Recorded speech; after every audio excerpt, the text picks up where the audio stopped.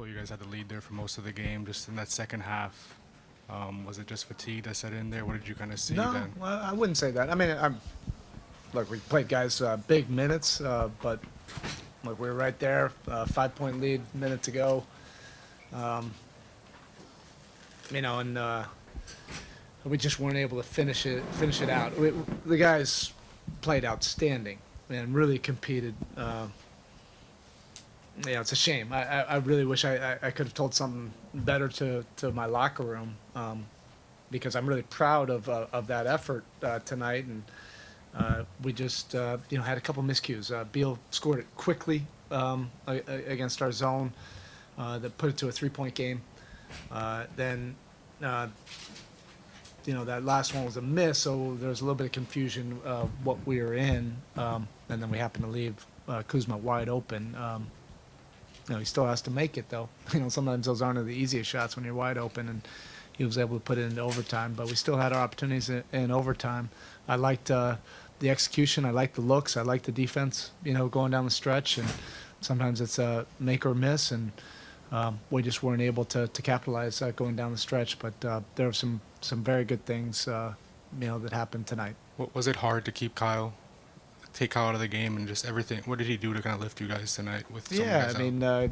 Kyle, when he got off the bus and walked by the coach's office before the game, he ducked his head in and said, "I can go 48 if you need me to."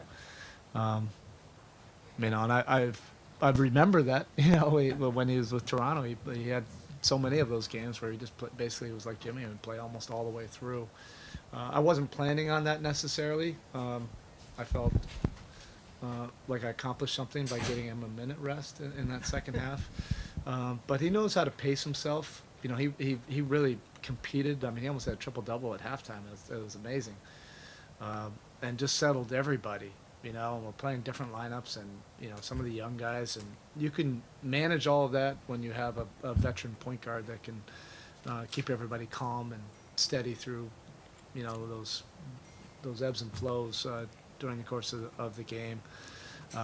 And I just think Kyle, when he needed to, he was able to pace himself. And then when he was needed to burst into gear, he was able to do that as well. But, that's a heck of a game. And again, it's a shame. We had a lot of contributions that, we just couldn't get it done. But like I said, a lot of good things that happened.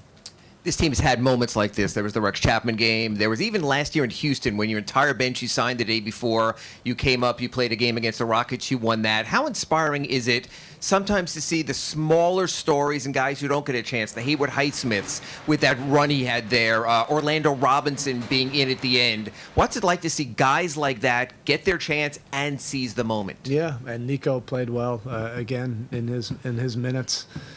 I thought Kane had some moments in this game as well.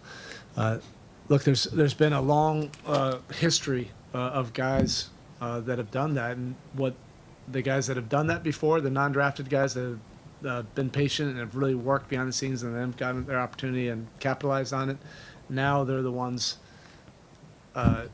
really being the caretakers for our culture and explaining it to the next wave. So it's almost like we don't have to explain it. That's already been communicated since the very first day of training camp, or all the training behind the scenes. Our guys encourage the next wave, to do what UD always says. You stay ready so you don't have to get ready. And those guys really take it to heart, and they feel a responsibility. The next wave of young guys to be able to step up in these kind of moments, like the guys have previously. Max's last shot, it almost reminded me of that Summer League shot he hit to win that game in overtime. It was as good a look, I think, as you could have gotten. I mean, when you got that shot, did you say, fine, good shot when it went up? 1,000%. 1,000%. We tried to get something before that. And again, I wouldn't trust it. We knew we had 2 timeouts. If it wasn't Kyle taking the ball out of bounds, because he can look at something for 4 seconds. They defended it, and then we went to, the next play, a different alignment, and it was executed very well, and Max was able to get some airspace on that. That's all you can ask for. It was a little bit further out, and Beal was closing in on it. I think he might have gotten a fingertip on the ball as he was going up, which I think just distorted a little bit of Max's rhythm. But hey, if you can get that kind of look, I thought it was going in. It was dead on, just a little bit short, but it just had the feeling that was a shot that was going to go. Felt like Taj Gibson really changed the tenor of this game. Or are you kind of sick of dealing with him at this point and his energy and his effort? Yeah, tip my hat. You respect guys like Taj Gibson. He's about all the right things. He's a winning player. He brings so much, to a team, to a locker room. He's very much like our guy, UD. So he did give him some very good minutes in that second half. And, is it hard to stick with the zone? Obviously, it works for a long time, and then, there's the ebbs and flows of the game. But it's hard to put so much zone out there in an NBA game and feel comfortable with it? I don't know. We're doing whatever's necessary right now. I'm sure we're breaking some records for zone, but it's not like we haven't done it. We've been doing it for a while. The guys are getting a lot better at it. And the guys that stepped up that haven't really been playing big minutes, I thought they played really disciplined in the zone, which doesn't happen by accident. They really have to work at it and spend a lot of time. Nick's feel on the offensive end, just as a screener, as a scorer, passer, just what have you learned about that part of his game? That's what it is.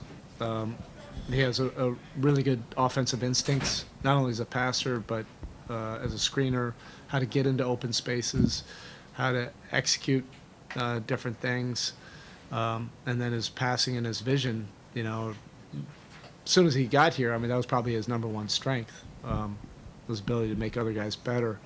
And he's not afraid of the moment, so he's comfortable out there. He's earning the respect of everybody in the locker room, and he's earning his stripes right now. I was encouraged again by his minutes tonight. All right. Okay, thank you.